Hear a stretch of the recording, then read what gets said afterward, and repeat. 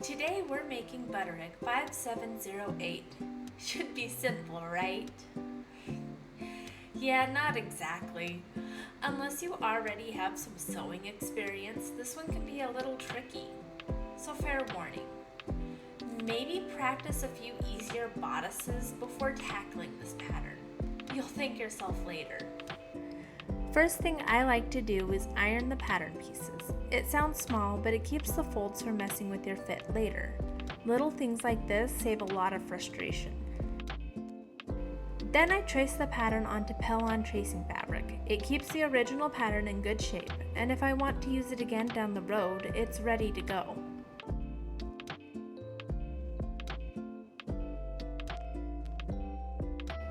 Now here's the part to watch out for. When you start sewing the bodice, the lining isn't attached yet. That comes later, so don't panic when you don't see it in the instructions at this stage.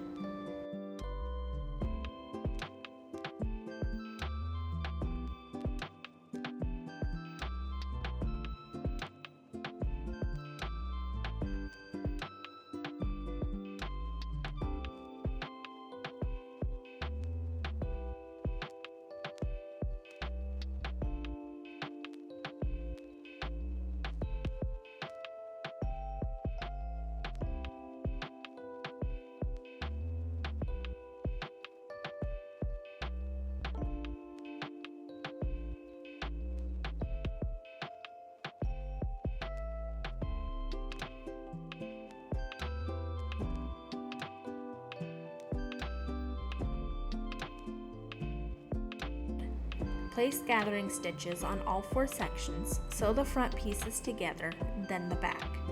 Join the front and back on the side opposite your zipper opening. Then pin the skirt to the bodice, match your seams, adjust the gathers, and baste it in place. Once it looks even, stitch with a double seam to keep everything secure.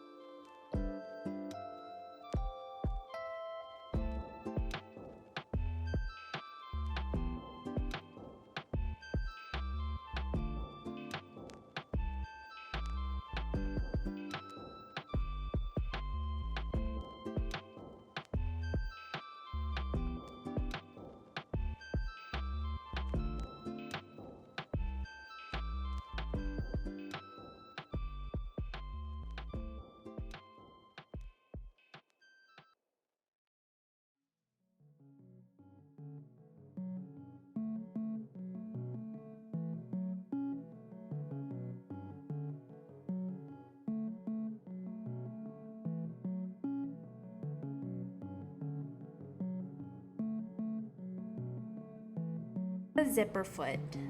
You can press an invisible zipper open with an iron. It makes sewing a lot easier. Open it fully, pin it face down to the front edge, and stitch. Close it up, line up the seams, then pin, reopen it, and stitch the other side. Don't forget to slip stitch over the zipper as well, or you will have a pocket.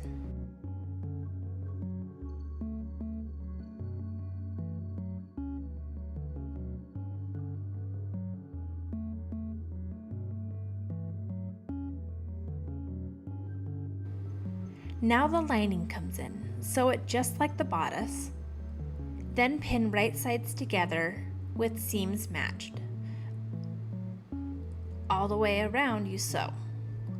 Understitch the neck edges, clip your seams, turn it out, and give it a good press. Finally, slip stitch the lining over the waist seam for a clean finish.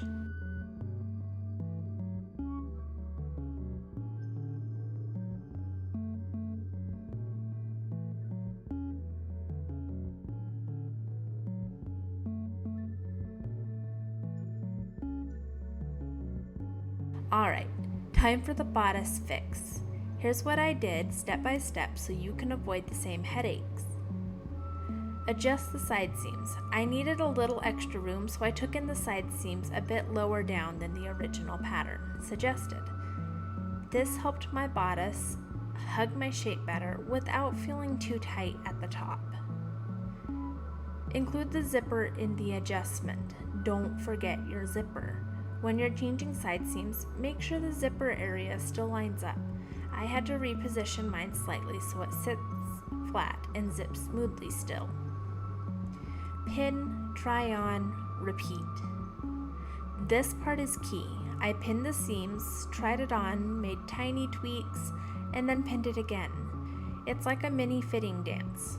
Don't rush it. Those little adjustments can make a big difference. Sew it in place. Once everything felt right, I stitched the new seams carefully, making sure the zipper was still aligned and the bodice fit just right. Press and admire. Press the new seams open. Give it a quick iron over the top and step back. You've got a bodice that fits way better than before.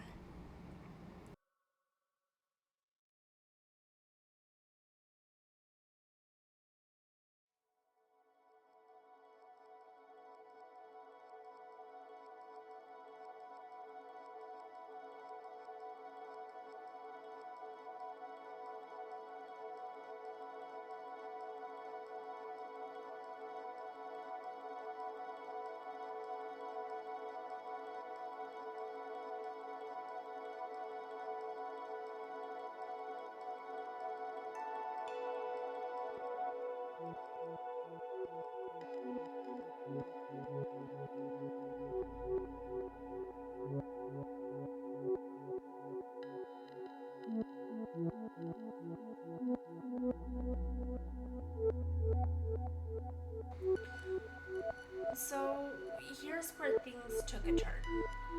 I'll be honest, I didn't do the proper research into this pattern before starting, and that's on me.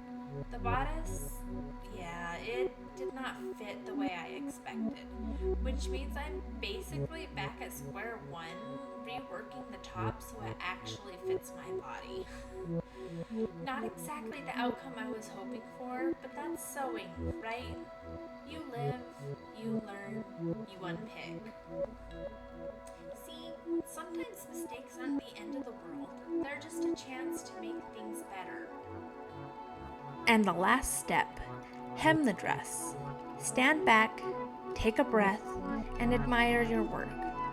Because this pattern is no joke, but you made it through.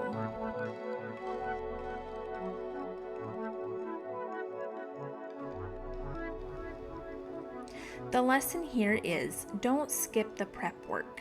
Look up how other sewists handled this pattern. Check the reviews. Learn where the tricky spots are before you're knee-deep in seams and wondering why nothing lines up. If I had done that, I would have known the bodice was a bit notorious and needed adjustments from the start. And before you wonder what's going on with the pattern itself, adjustments are sometimes an unavoidable part of sewing. Every body is different, and each pattern can fit differently. This pattern happened to have a mistake from when they were adjusting sizes from the original vintage pattern to the current sizing groups. But here's the good news. Redoing the top isn't the end of the world. It's actually a chance to make the fit way better. And honestly, the second time around is always smoother because you already know where the traps are.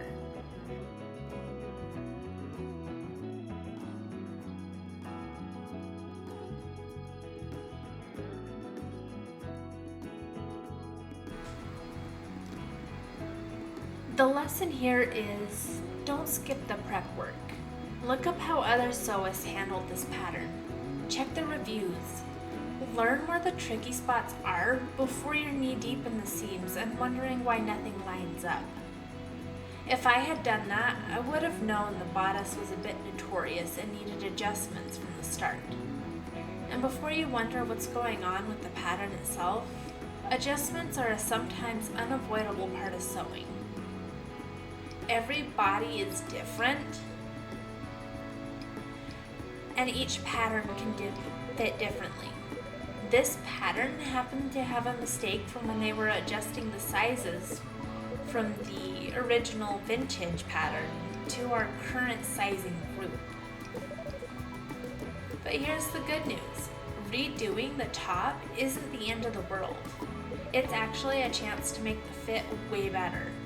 And honestly, the second time around is always smoother because you already know where the traps are. And that's it. A little patience, a few tweaks, and a lot of learning later, you've got a dress.